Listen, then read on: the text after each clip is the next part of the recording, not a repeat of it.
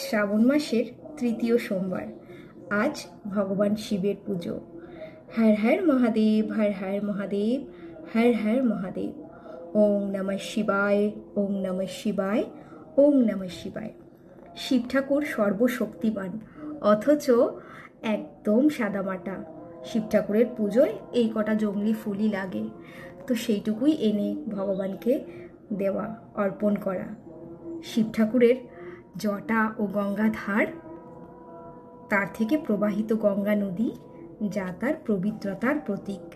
শিব ঠাকুরের কপালের তৃতীয় নয়ন, যা জ্ঞান ও দূরদৃষ্টির প্রতীক। আর শিব ঠাকুরের গলায় যে সাপ, যে বাসকী নাগ শোভা পায়, তা তার শক্তির পরিচয় বহন করে। আর শিব ঠাকুরের ত্রিশূল ও ডমরু, যা তার সৃষ্টি ও ধ্বংসের প্রতীক। শিবের পুজো কিন্তু সাধারণত শিবলিঙ্গ রূপেই করা হয়, যা তার বিমূর্ত প্রতীক। তাকে উৎসর্গ করে স্তোত্র ও মন্ত্রপাঠ করা হয়, যা আধ্যাত্মিকতা, শান্তি ও সমৃদ্ধি লাভের জন্য গুরুত্বপূর্ণ।